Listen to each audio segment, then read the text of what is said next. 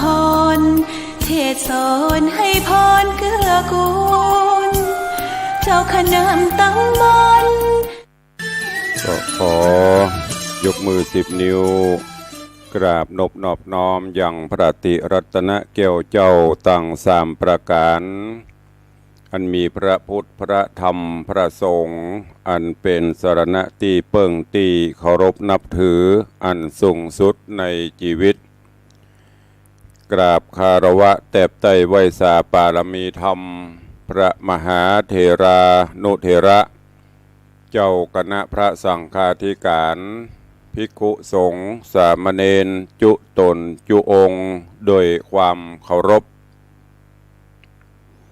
เจริญสุขเจริญปอนปอออกไม่ออกศรัทธานาบุญถิ่นจองห้องวัดจุหนุ่มเท่าใจยิงก็ขอน้อมต้อนรับทุกท่านเข้าสู่รายการมรดกธรรมกำเมืองและสาระธรรมกำเมืองต่างสถานีวิทยุกระจายเสียงพระพุทธศาสนาแห่งชาติและสังคมคลื่นเพื่อการศึกษาพระพุทธศาสนาและวัฒนธรรมคลื่นพระพุทธศาสนาและจริยธรรมส่งสัญญาณออกอากาศต่างสถานีวิทยุวัดฝ่ายหินตำบลสุเทพอำเภอเมืองเชียงใหม่จังหวัดเชียงใหม่ในระบบคลื่นความถี่ FM 104.50 เมกะเฮิรตซ์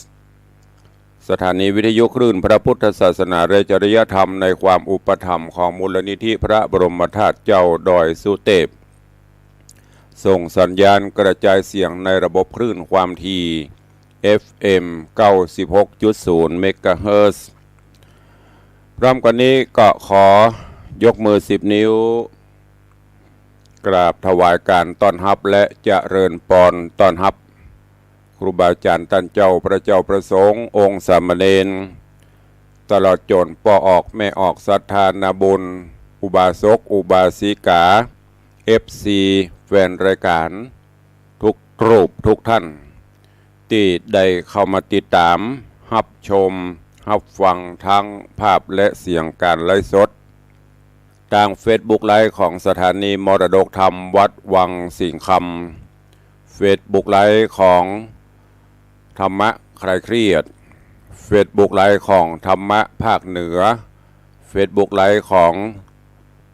อาจารย์พระครูสมุวิศวัตรวรกิโจ Facebook ไลฟ์ของทีวีวัดฝ่ายหินตลอดจนหน้าจอ Facebook ไลฟ์ของ FC ญาติธรรมแฟนรายการทุกท่านที่ได้เข้ามาแล้วก็เมตตาแชร์เสียงธรรมแชร์เสียงบุญนี้ไปยังกลุ่มเพื่อนๆของท่านกราบขอบพระคุณท่านผู้อำนวยการสถานีเจ้าหน้าที่ช่างเทคนิคทุกสถานีขอบพระคุณญาติธรรมทุกท่านที่ได้ให้กำลังใจรายการนี้ดำเนินโดยกล่าวกับผมอาตมภาพพระครูวิสิทธิ์ศรีลาภรณ์ตุลงในวังเจ้าคณะตำบลป่าแดดเจ้าอาวาสวัดวังสิงห์คำตำบลป่าแดดอำเภอเมืองเชียงใหม่จังหวัดเชียงใหม่เป็นผู้ดำเนินรายการ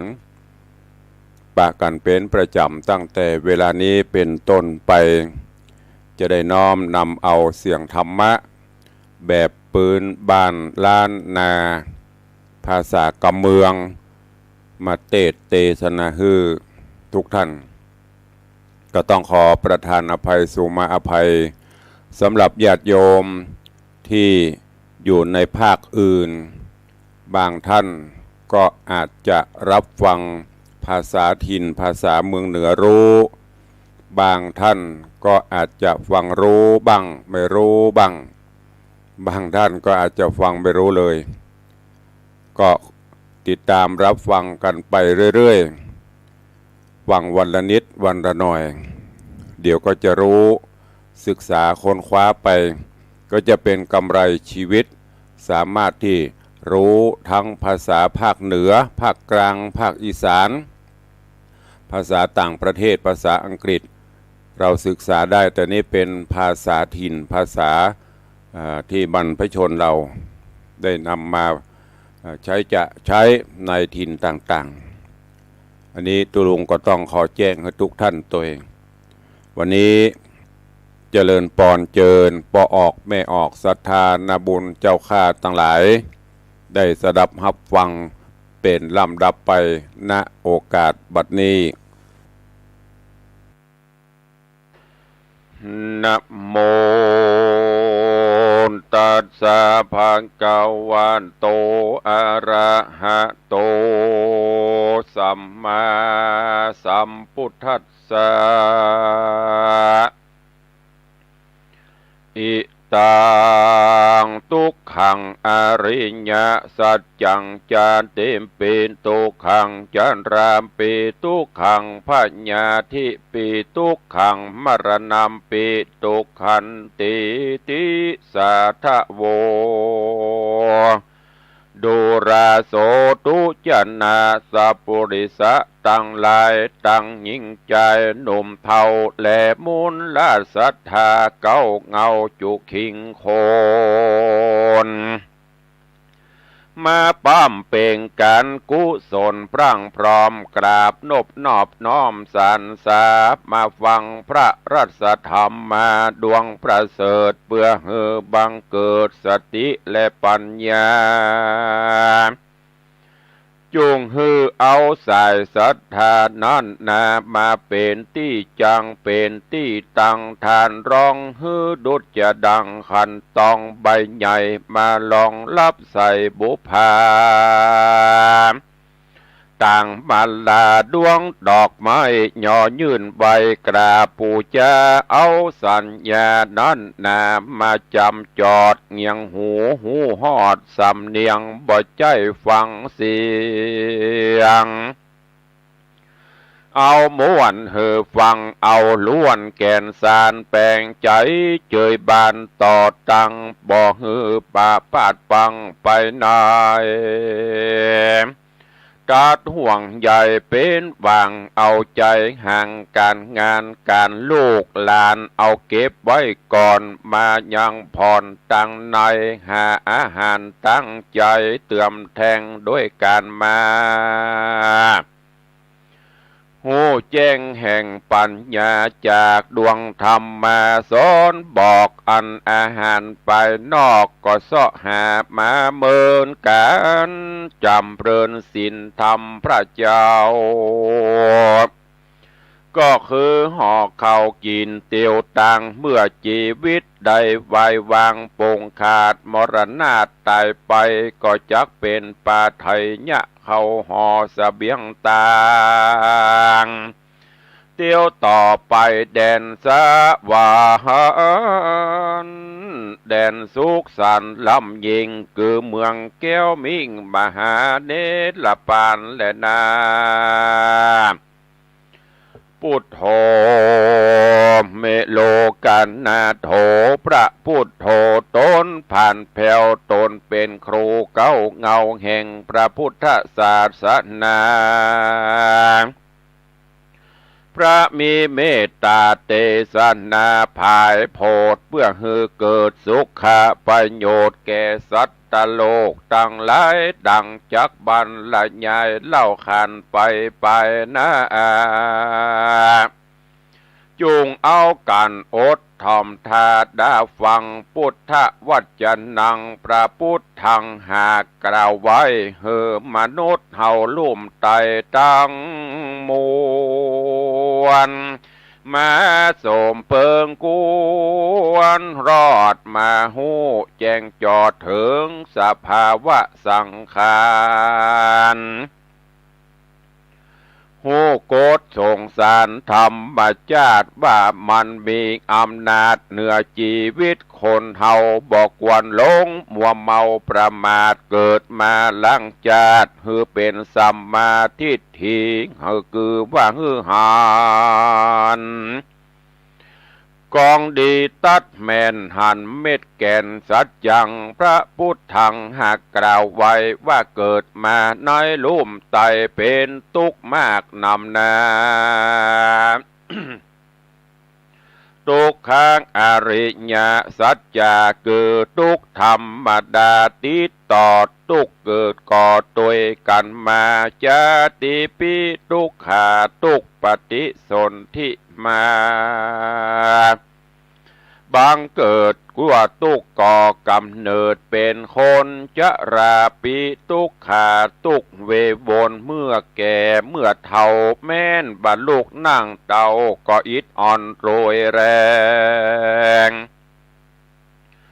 พญาทิปิทุกขาทุกพญาตมาเฟื่อแฝงฮือเจ็บป่วยไข้มรณะปีทุกขาทุกเมื่อไกลมิ่งโมยมรณาอันนี้แลเกิดทุกสภาวะขันธธาตุภัยบอดหลวงโป้นอำนาจของมันเป็นทุกมาเกาะพันจองห่อเป็นตุกสืบถอยตัวกันมาพระพุทธาตนองค์อาจว่าบอกควรประมาทลาสากวนพิจารณาที่ทวนก็จักหันล้วนทวนว่าเป็นกองตุกตั้งมวลแต่และนาสาธาสาธุชนตั้งหลายเฮยจุโพจงมาส่องหูยังกองตุกตั้งหลายมันมีมากมายหลายหมู่เกิดเป็นกู้ของคนพระตัดสามปนตนวิเศษจี้แจ้งเหตุไขขีญาว่ามันเกิดมาจากตัวตัณหาก็คือ ความอยากความมักมาของคนเกิดมาในตัวตนคนเฮาตัวนาตันหาตัวบาปกราปาเฮือเกิดยังกองตุกตังมวลพระจริงจักจวนจี้เหตุว่ามันจังก่อเกิดกิเลสโทมนาตัวตันหานี่แน่นาก็เก้าเกิดรากเงาเฮือเกิดยังกองตุกต่างนาเจเลนาพระสัทธาสวัสดาผ่านแผ่วจีฮือหันแล้วว่ากองตุกมันเกิดจากตัวตัณหามนุษย์สาเพื่อบ่ฮือมนุษย์คนเฮาหลงมัวเมาเกาะกอดฮือสวะตุมตอดตัวตันหาเดินนาแม้นหากมันนะก็ฮือหูหมายพรหูจักย่อนเบาบางหูสวะวางตุมตอดบ่เฮือใดก็กอดเป็นอุปาทานเอาสมุเฉทะปะหารมาฟันฝักลาบตันหาตัวก็หูหายและบ่าวมาหมายบางก่อนจากหันหนตั้งสุขาสุขบังเกิดความสุขลำเลิศมีมาอันว่าตัณหานี่นะมีหลายหมู่ตัณหามีอยู่3 ประการกามตัณหาคือความปรารถนาใครมีใครได้ตกต่ำใจปัญจกามกุลอันเป็นมูลเก้าเหตุให้เกิดกิเลสวัตถุกรรมคือหักต่างสวยงามปูนแย่งพอของหลอกล่อลวงตามีมายาจูจอบหูจูหาหูสู้จอบฟังเสียงสัทธะสำเนียงฟังมวลเสียงเรารวนปูนฟังตกเป็นคาหูดัง ดมกลิ่นหวานรสลิ้นกลิ่นลำโพธพาตามถูกต้องใจจองก้องยินดีตกเป็นข้าอินทรีย์บวงบาทเข้าสู่อำนาจสัมผัสเลยเกิดเป็นอิทธารมและอนิทธารมโกฏแขวดโลกธรรมตั้ง8เขาก็กุมเข้ามาระรมเข็นข้ออ่องย้อนตกสู่ห้องกิเลสตัณหาเลยเกิดทุกขาทุกมาจ้องโมหะซ้ำนองนำปาตุกับหูตาการก้อยการพอกับสิ่งลวงลอมาญาอันมีสัพพะนานาในโลกห้องของแต่งของยองก็มากเหลือหลายตกแต่งร่างกายลอดหลอกมีตังของเมืองนอกของเมืองในแปลงมาจุจอบใจฮื้อก้อยฮื้อพอบมีตังหงเล่าหงล่อหงบำเรอมีเสมอพรั่งพร้อมสิ่งแวดล้อมหลอกอารมณ์ยิ่งโลกสังคมจุวันนี้แดตันหาสัมแพเชื้อมากลายป้าคนชีพหายตกไข่ของคนออกนอกห้องสินธรรมหันหลังต่ำศาสนาพระเจ้าคนมืดเศร้าหันพิษกระทำทุจริตล้ำโลกมีละโมบหันแก่ตัวบ่หูจักกลัวละอายต่อบาปมาตีกะนาบเต็กเต็งเป็นนักเล่งนักเล่นนับเข้าเส้นก็ผิดกฎหมายปาความชิบหายมาสู่คนเป็นหมู่เป็นจุมจอบมั่วสุมพระนันขันต่อของลวงลอกินเงินตั้งอันหาความเจริญบอดใดปาตกต่ำไตทุกใจจะเล่นนาภาวะตัณหาตัวทวนสองนี่นะเล่แถมเราเป็นตัณหาไม่เอาเผาโลนใกล้เอาตัวตนเป็นนั่นเป็นเนกิเลสจักจี้ป่าไปป้าเป็นสายใหญ่ของขอดหือใจก็กอดเป็นอุปทานลางคนก็มาขอบนบานหวานไว้ปรารถนาเป็นเทพไทยตนศักษานลางคนเปลางคนกะตำบุญหือตันก็ยังวอนหวานหวังรอดเอาจันฟ้ายอดสูงสุดลางคนมาปรารถนาเป็นเทวบุตรเทวดาตนวิเศษก็ยังบ่เสียงกิเลสตัณหาพ้องก็มาใครได้ยศมาแฝงไฟพ้องก็มาใครเป็นใหญ่เป็นสูงตัณหาจักจุงบ่หูจักอิ่มจักปอใจนอคอนอบ่อิ่มบ่กายบ่หูแน่งในวัฏโลกาอายุสังขาราได้เต้าใดนับใด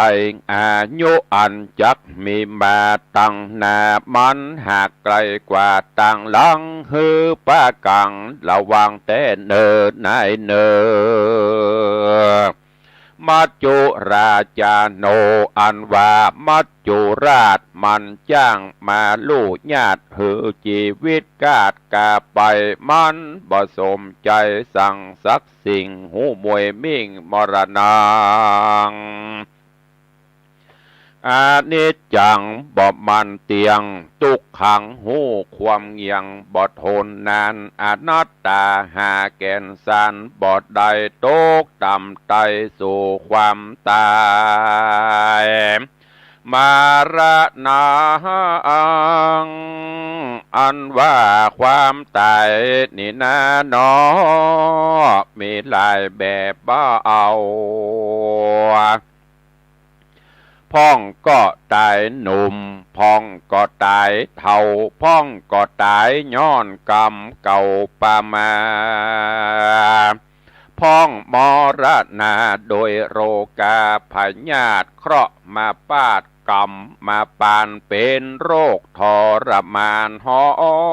นไม่อยู่บ่ได้ตายไปพ้องอยู่ในวัยกำลังสนุกใจมัวม่วนก็ฟังมาด่วนวำวายลางคนเป็นหนุ่มจุ่มใจแอวสุกสนกายกันกล้าบุกบุญคาตีกันหนีบอดตันหวังรอดก็มุ้ยมอดจีวีลางคนเป็นคนดีคบหมู่แอวสมสู่เปื้อนฟูง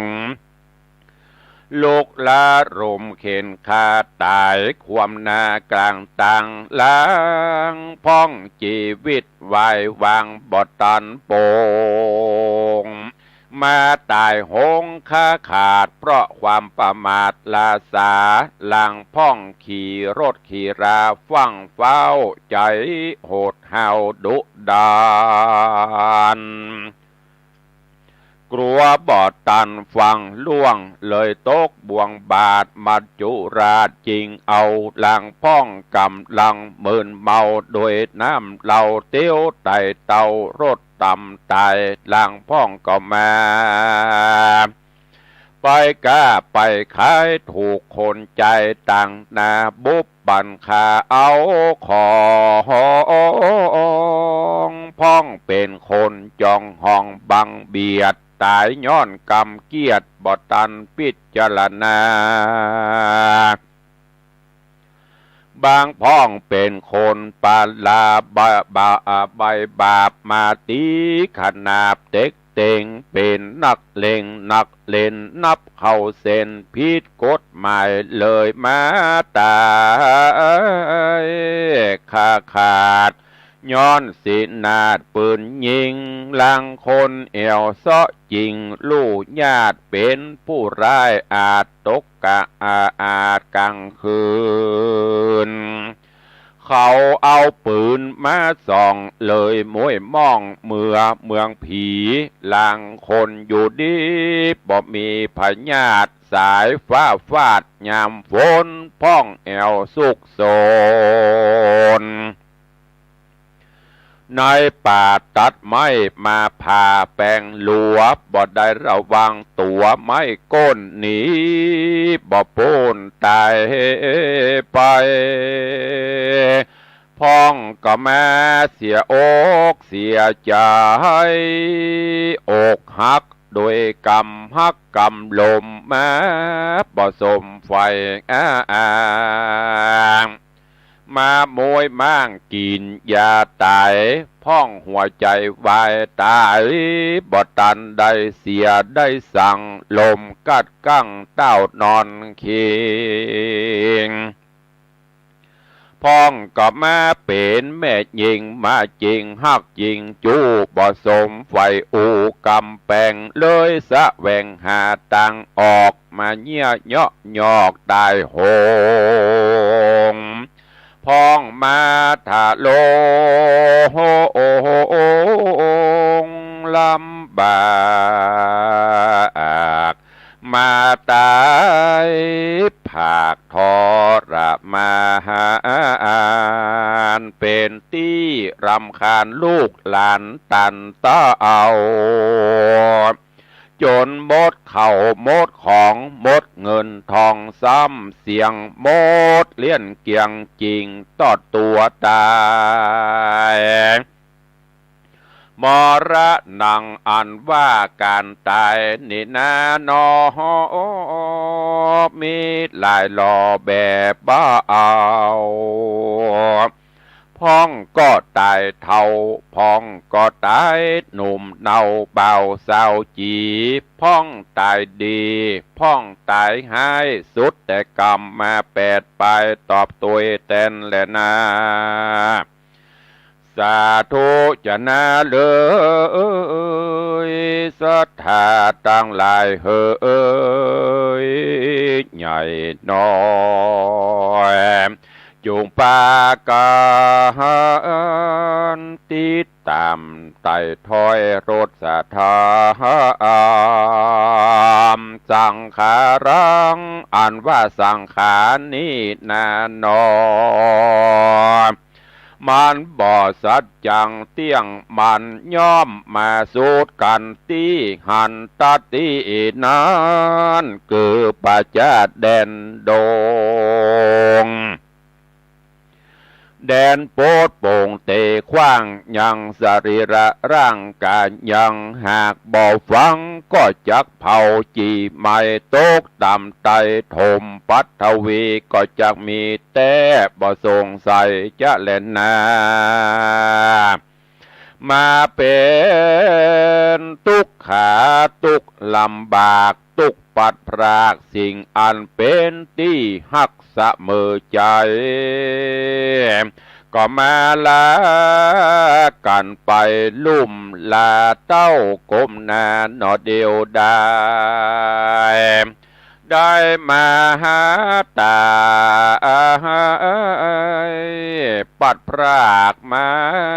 ตั้งจากตั้งพี่น้องหากวงศาตายละปิดตามมันดาพ่อแม่เจ้าตายละลูกเต่าอันเคยราลุมตายละฝูงเจ้าจุมอันเคยสู่ตายละหมู่มิตรเกี่ยวสะหายละปู่ย่าตายายละลำห้อยตั้งเล่นหลานน้อยปุ่นห่วงอะไรก็มาจรจากได้ปัดพระอาตังเข้าของมากหมู่เกหากับสามีกาอันหักยิ่งและเมียแก้วมิ่งเสมอใจจากกันไปลุ่มลาบ่ปีกปอกหน้าคืนมาฝูงศรัทธาพี่น้องอย่าตกไข่ของประมาทลืมตัวอย่าลงเมามัวลืมตนตูลืมตนตัวเนอเจ้าอันลงหนตา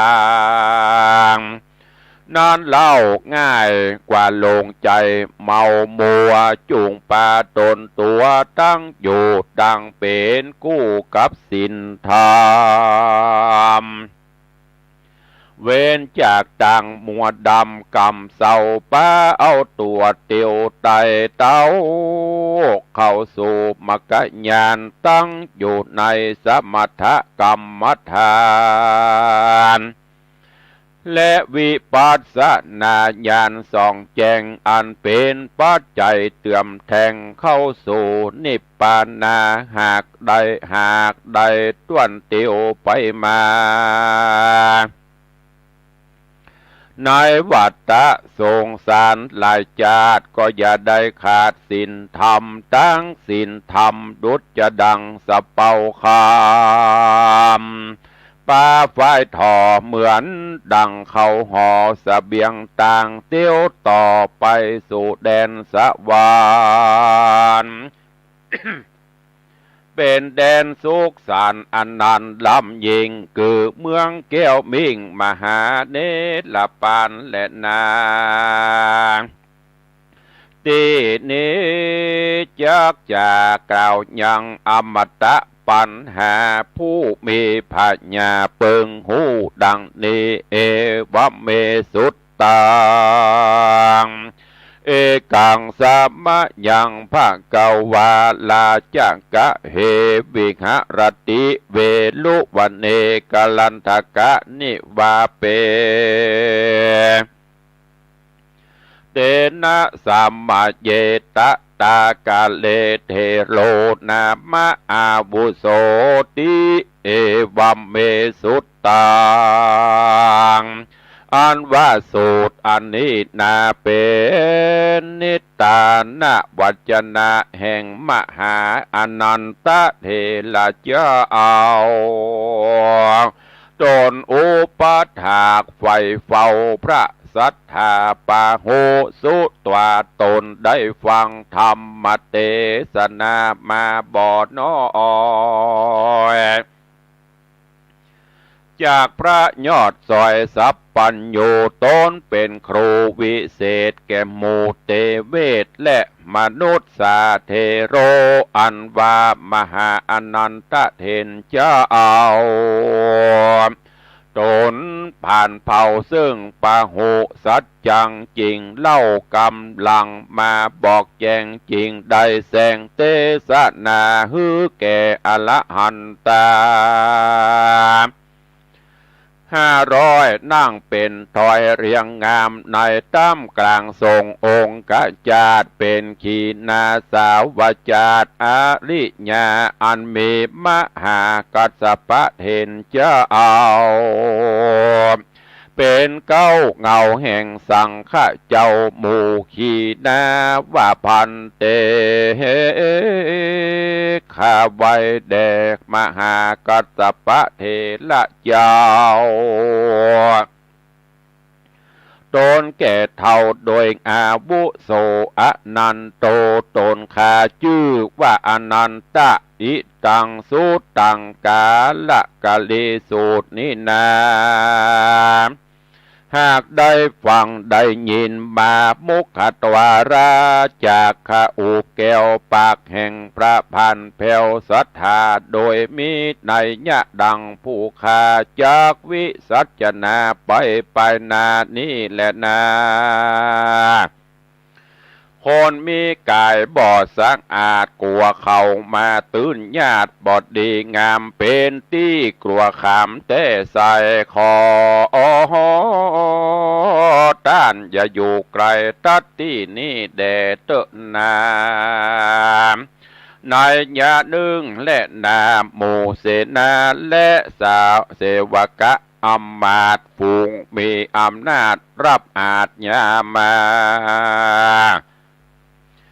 จากพระราชาธิราชเจ้าหือมาไฟเฝ้าพกก่อยมาพอล่องลอยหมู่ให้อันโคตรค่ายมาอยู่อาสะไรกัวเกิดภัยกับตานกวนดีฟันกวนดีผ่านกลางกวนดีผ่านกลางก้ำกลางกวนดีผ่านกลางค่ำกลางคืนกวดตังปืนและสินาดมาปังป้าถูกตนตัวมาปุ่นดีกวดดีญาณต้านกวนไปบอกฮือนายบ้านเขาได้หูและเข้าใจแต่และนาที่นานมหาเทนเจ้าตนหนุ่มเดาเจือจาดอริญาจริงเมวาจาตอบถอยเป็นกรรมจื่นจ้อยปิญาวาดโดราอุปาสกาอุปาสิกาผู้เฒ่าเฮายินดีแต่เราอันต้านหากขุนนาเฮาบอกมีสังมาฮือเขาลูกญาติมีแต่บาทกับผ้าติดตัวเฮาบอกกลัวเขาจักมาจริงลูกจักอาสาลายอยู่บ่เมินจักอยู่จำเริญกรรมมาทานเต้าแต่อดสาหะและบ่มีปมาตะลาสา ประมาทในสุสาวาสกลางคืนการนั่งนอนเตียวยืนในอิริยาบถตั้งสี่ก็จักเป็นที่ควรระวังมีสติสัจจังมั่นแก่นจักหือได้แลนเป็นพัสสารมว่าอันอาทะกาเลในกาละยามนอนยังมีเศรษฐีสองคนผัวเมียผู้เฒ่าเศรษฐีผู้ผัวนั้นเล่าโหชื่อว่าธรรมจิตตาส่วนปริญญาเมียชื่อนางปฏิดารูปโสภาหนุ่มเนามีลูกเต่าผู้หนึ่งชื่อว่านางเขมา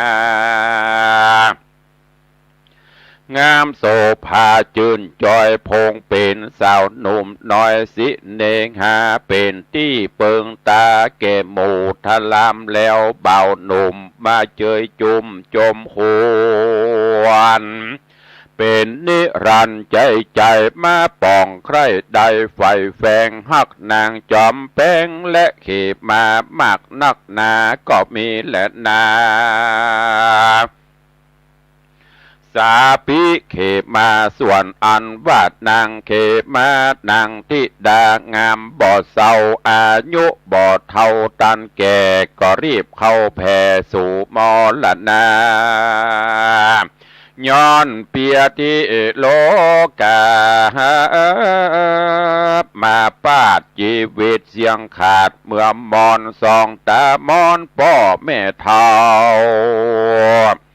จ้วงจวบเข้าเมาวินปั่นบาคนตัวหน้าป้ากันเสียดายมากนักแต่และนาส่วนคนต่างลายเขาคงควายส่งสะการยังสรีระซากช่วยกันหามจักละลากซากแห่งนางเขมางามหนุ่มเนาป้ากันไต่เต่าเข้าสู่ป่าจาสุสานก็มีและนางอาทาน้อยกาละยามนอนอย่างสองขาผัวเมียผู้เท่าขันนิ่งเล่ากองดี ว่ากวนดีเอาซากผีฮือเป็นประโยชน์ฮือคนตั้งหลายหันโทษในวัฏสงสารจริงไปบอกอย่างอาการฮือธรรมเจติเศรษฐีหูแจงว่าลูกศิษย์แห่งพระมุนีนายด้านมาโยภายโพดยังสัตตโลกในที่นี้กวนดีเฮาตั้งไหลไปไว้สาไปสักการะปูจาแต่และนายามนั้นยังมีเศษนาอำมาตย์ผู้หนึ่งแห่งพัญญาปะเสนาทิโกสระตนองค์อาจอันเป็นกษัตราธิราชเมืองสาวัตถีเสนาบดีก็นำเอาข่าวสารไปทูลสารทูลเก่าเฮือพญาเจ้าได้หูข่าวอันมหาเถรเจ้ามาอยู่เมตตาในสุสานปัจจาตินั่นแลเมื่อนั้นพญาปาเสนที่โกสระราชตนองค์อาจนก่อนใจจริงมีหอละไทยโจมจืนใครไปยกยืนสันสามยังพระมหาเด่นเจ้าจริงเสด็จไต่เต้าไปสู่สถานแล้วนำมาสการกราบเกลาโดยติดที่เต้าห้าแห่งปองามแล้วจะถามยังพระมหาเด่นเจ้าถึงองค์เก้าเงาพระสัทธาตังสาวกามวลหมู่ว่าพระสถิตอยู่หนใด สุขสบายหรือว่าทุกข์ยากหรือถ้าลงลำบากโดยเปียทิโรกาว่าอันและนาเมื่อนานมหาการิเห็นตนฉลาดจริงแสงสวาดกรรมดีไข่กรรมดีแก่พระญาเจ้าบอกเล่าเก่าไข่ขี้ญาแห่งพระสถาพุทธเจ้าจุประการแล้วแจ้งอาการบอกเล่าแก่พระญาเจ้าราชาว่าขอนผีนางเขมากวนดีเอาไว้ก่อนในโลงบอกกวนโปรดโปร่งเผามาไอกวนเอาไว้เป็นปริศนาเพื่อเฮโยกา เพื่อเฮโยกาวัจระเจ้าต่างคนหนุ่มเทาอุปาสกาอุปาสิกาที่เอากันมาเล็งพอคือได้หันต่อยังตาจักได้พิจารณาหือหูก็จักเป็นครูสอนใจจักเป็นปัจจัยไปนาโอตสาหะทาฟังไปดังเฮาจักไข่เตื่อมแจงหือหูตัวแห่งปิศนาปาหุจะนาอัมมตาปานหังโสตัวเตนะอุปเยนาโกสะลาหังปันหังอาจิขิงสุติมหาราชโดรามหาราชตนองค์อาจจุงเฮอคนต่างหลายมาฉลาดในธรรม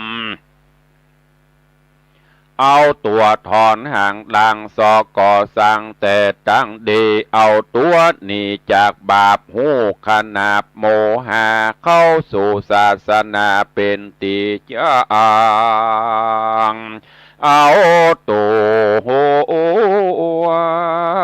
ตั้งอยู่ในศีลธรรมเอากุศลกรรมเป็นตั้งเตียวไต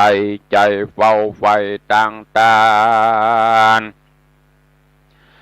มีศีลบานดีโจมจืนใจต้องตื่นภาวนาปั้มเป่งเมตตาเตื่อมแทงอันนี้และได้ชื่อว่ามามืดแล้วไปสว่างแจงมะอัตโมตมะปะละญาโน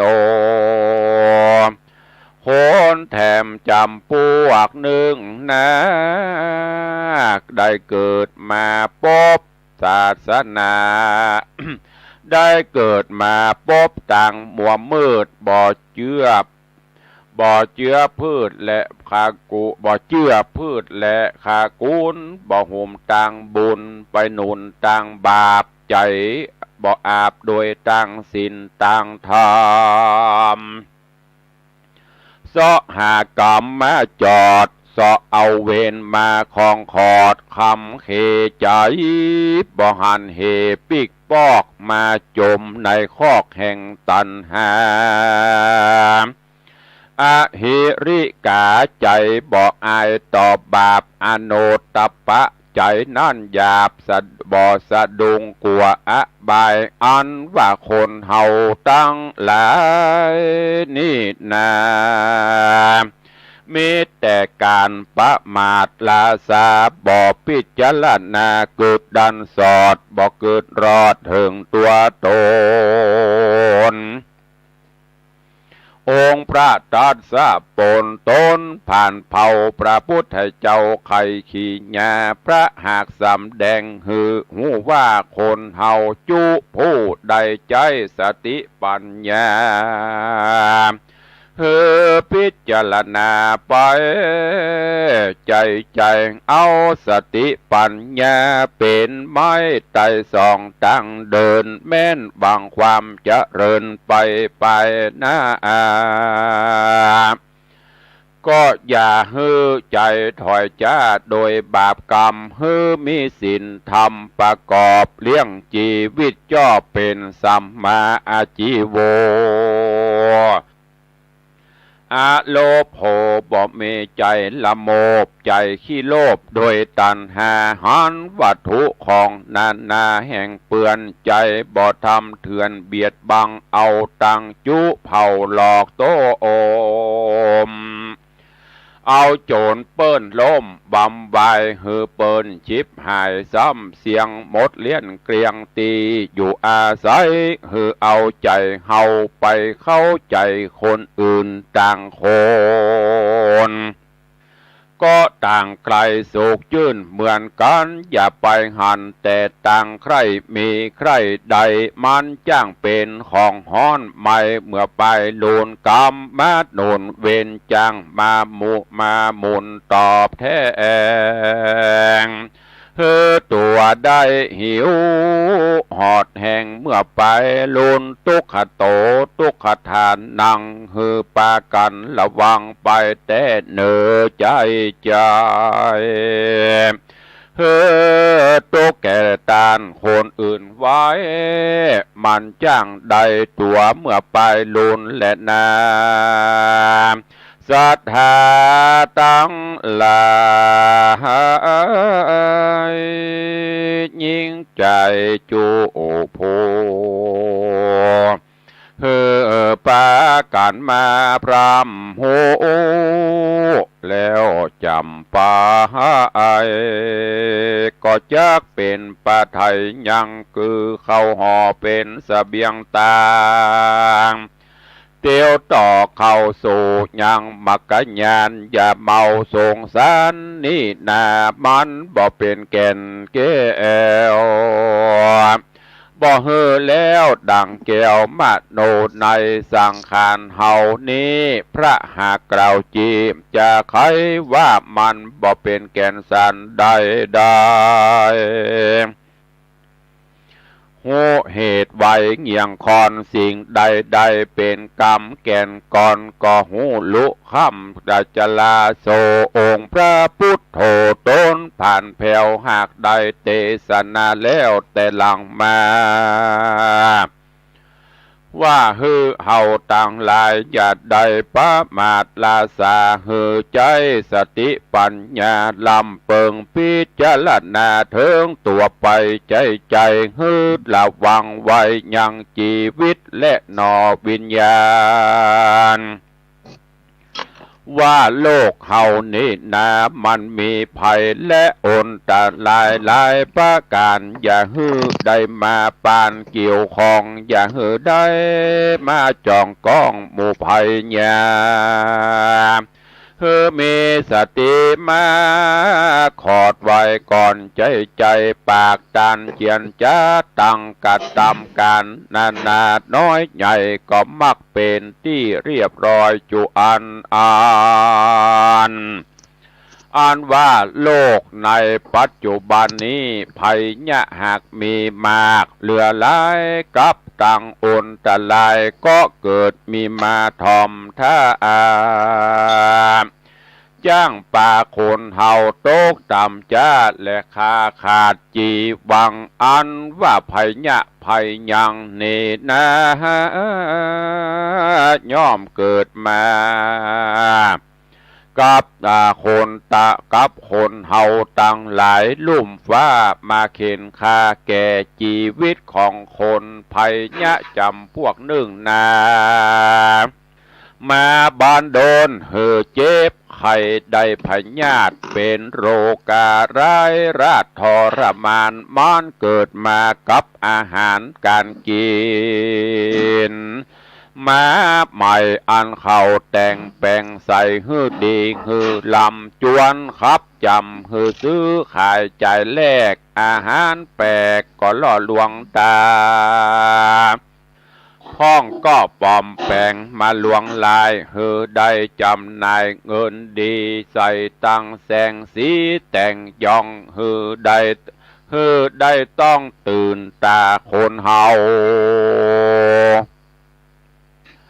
ล่อลวงเผาจุหลอกหาต่างออกกับการกระทำผิดเป็นทุจริตบ่ชอบบ่ประกอบโดยสัมมาอาชีวกรรมภัยยะแถมจำพวกนึ่งนาเกิดมาจากคนปาลาใบบาปคือคนบ่สุภาพตั้งศีลตั้งธรรมคนใจดำกระหยาบเอาตังบาปเป็นอาจินเป็นตังหากินเข้าออกบทใดตังหลอกก็เอาตังลวงและจุไล่คนใจง่ายโดยโมหะตัณหาปัญจศีลาหาเสนมันบ่เว้นบ่แว่สักอันมาเป็นคนหันแก่ตัวขนาดใจนั่นฉลาดแก้มโกงวำวายลงต่ำไตปาตัวไม่สู่อเวจีกะตามเด้งฮือกะตามฮือคนดีเดือดฮ้อนทุกขังคอนมาปานจะแลนาภัยยะจำพวกนี้นามันหันหากมีมาบอกควนลาสาปะมาดหือมีสติปัญญาดันสอดหือหูหอดตึงตานว่าคนเห่าหันแต่ใดก็เปื้อตัวตันหาไม่เผาลนป้ากันถอยโหนหนีจากศีลธรรมพระเจ้าหากบอกเขาถึงใจจะแลนาสัปปะมวลหมู่ภัยในลุ่มไตมีบ่อไรนานำภัยเกิดจากเงินคำสมบัตินามีมากกวางจ้างมามั่งเมื่อมอนเป็นตุกจรเจียนจากหือได้พระกองและนาตุมเหพระวันตาดูลากันตั้งลายอันมากฎหมายพร่ำโพเข้าสู่ฟังธรรมจุงอดสาหะจำหือได้เอาเป็นไม้ไต่สองต่างดีจิตวิธีไปนาฮือพันเอาเมืองฟ้าและเนลปานแต่แลดนาอานิสังสาการกะตำยังสลิละซากวากะเลกะลาคนตายย่อมมีอานิสงส์เหลือแหลควรมีแก่เฮาทั้งหลายคือมีใจหลีกลูสู่กองดีแล้วป้ากันปั๊มเป่งบุญญาปาลมีเตื่อมแทงตามหักตามพระหากแสงเทศนาตานังการว่าการฮือตานบริจาคสละวัตถุเข้าของน้อยมากเป็นตานสีลังฮือมีสินใส่งามบ่ซาเอาศีลห้าศีลแปดนั้นเรามีกับตนตัวภาวนังฮือมันภาวนากองดีมาใส่ตนใส่ใจฮือสว่างแจ้งเพื่อเตื่อมแทงปัญญามีหูตาใสสะอาดใจฉลาดเชื่อกองดีไปใจก็จากเป็นตั้งไต่ซึ่งความดีพ้นจากต่างทุกข์และโตดเตียนย่อมได้ประโยชน์สุขตั้งชาตินี้และชาติหน้ามีมหาเนรปันเปบ่จ้าบ่ยาจ้าเลนานิธิตังขีญาอันเตสนายังอมตะปัญหาสูตรตัณหาสามเงาก็บังโกมสมฤทธิ์สเดชพระธรรมเทศนาเรื่องตัณหาสามเงาที่ได้นำมาเล่าเทศนาฮือ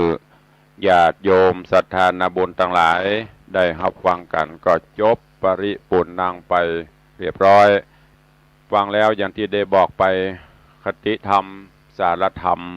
ขอได้น้อมนำไปประพฤติปฏิบัติในตัณหาสามเงาซึ่งตุเจ้าได้เทศนาคือท่านทั้งหลายได้รับฟังว่าคนเฮาถึงวันนี้ภาวะโลกเฮาเป็นเช่นนี้ก็เพราะกิเลสตัณหาโลภะโทสะโมหะความโลภความโกรธความหลงที่มันประชุมจุ่มนุมในจิตในใจ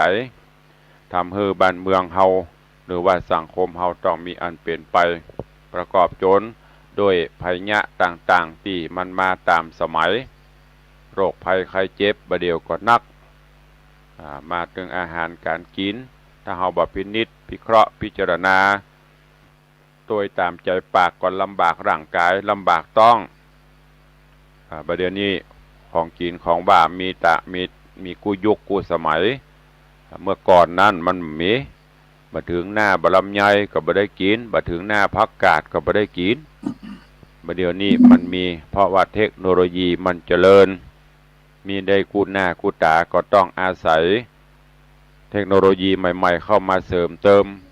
ซึ่งเทคโนโลยีอย่างต่างๆเหล่านี้มันก็มีผลต่อความเป็นอยู่ของมนุษย์เฮามันบ่มีอย่างจะได้อย่างเดียวเหรียญก็มีสองหน้าได้อย่างหนึ่งก็ต้องสละอย่างหนึ่งโรคภัยไข้เจ็บก็มาในรูปแบบอาหารใส่สีสันต่างๆนานาแต้มแต่งเข้าไปคือมันน่ากินคือมันน่าทานแต่สุดท้ายกินทานเข้าไปอันตรายก็เกิดขึ้นกับตนกับตัวอย่างที่เคยเล่าให้ฟังเมื่อก่อนเนี่ยหมูอย่างป้าอุ้ยแม่มอนว่าโอ้แต่ก่อนนี่ตุลุงเปิ้นอยู่วัดนี่แกงโหนี่เปิ้นจะเอาฝังดินไว้เป็นปีพุ่นออกหาซองป้องเอามาใส่นะซาหวดซาเห่าล้างคั่วกินได้อันนั้นคือเมื่อก่อนหมูเปิ้นเลี้ยงหมูเป็นขวบคือ1 ปีถึงจะได้ขายอาหารหมูกับบะหมี่เหมือนบะเดียวก็จะมีหัวถั่วมีอย่างที่บนบีบแป๊บเป็นละอ่อนเคยไปซื้ออยู่ก็คือหัวเยื่อที่เปิ่นใจแล้วเปิ่นนำให้หมูจำได้อยู่ปะเวแมหมอนเฮาก็คงจะ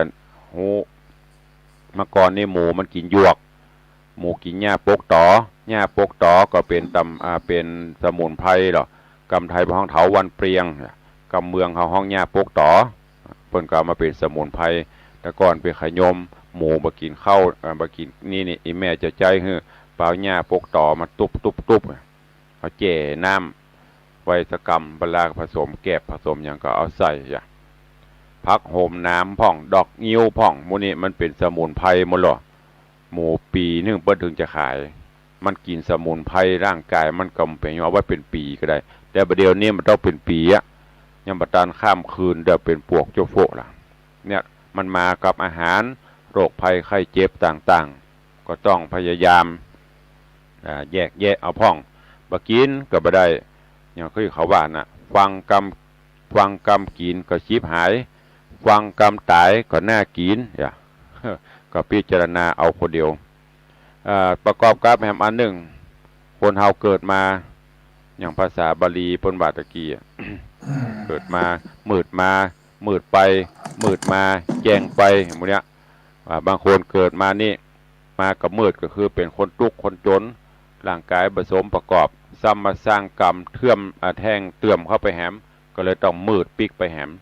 บางคนมืดมาแต่มาสร้างกุศลคุณงามความดีใจกรรมใจเบนเพิ่มเติมบารมีดีๆขึ้นไปเพราะว่ามืดมาแจ้งไปบางคนมานี่แจ้งใสสว่างมาพบปะสิ่งที่ดีที่งามพบตระกูลงุนเงาที่ดีพ่อแม่ร่ำรวยเกิดบนกล่องเงินกล่องทองแต่มาสร้างบุญบารมีเพิ่มใจสู่ลุยสู่ไล่เข้าครับเข้าบาเข้าสิ่งที่เป็นอบายมุขอบายภูมิต่างๆเอาหมดแต่หนทางที่ไปสู่ทางดีไม่เอาอันนี้เพราะว่าแจ้งมาแต่มืดไปบางคนนี่แจ้งมาแจ้งไปก็คือมาแล้วมาพบปะสิ่งที่ดีที่งามมาพบศาสนาพระพุทธเจ้าประพฤติปฏิบัติธรรมเตี่ยมแท่งเข้าไปแหมเพิ่มเติมเสริมดีเข้าไปแหมอันนี้พอมาก็แจ้งไปก็แจ้งอย่าโยมตลายก็พิจารณาพนกูมานี่กูมาตั้งมืดก็ว่ากูมาตั้งแจ้งนี่ถ้ากูมาตั้งมืดความปีกไปกูใหญ่ให้มันมืดไปกะ รือว่ากูมาตั้งแจ้งแล้วกูจะปีกไปมืดกายก็ลองพิจารณาพอเนอะฝากฝังไว้กับญาติโยมทั้งหลายตลอดจนพิจารณาข้อคิดธรรมะที่ในธรรมเพิ่นบอกแม้แต่เฮาแปลงอย่างศพซากมีนี่ทางเมืองเดือเฮาเวลาเพิ่นจะเอาศพลงเฮือนน่ะเพิ่นจะมีคันไดไปวางกอดโกมยามที่เพิ่นตามไว้ต่างๆตู้เจ้าได้เทศนาไปในธรรมตะกี้ก็คงจะฟังเข้าใจเพราะว่าบ่ได้บวยเน้นเนื้อคือท่านทั้งหลายได้รับฟังก็คงบ่ต้องได้สรุปนักวันนี้เวลาหมดเวลาแล้วขอความสุขสวัสดีจงบังเกิดมีกับทุกท่านอยู่เย็นเป็นสุขสุขภาพร่างกายสมบูรณ์แข็งแรงหิปันมาหาปันได้เงินคำเครื่องใจแก้วแหวนแสนสิ่งเครื่องงาอลังการไหลมาเทมา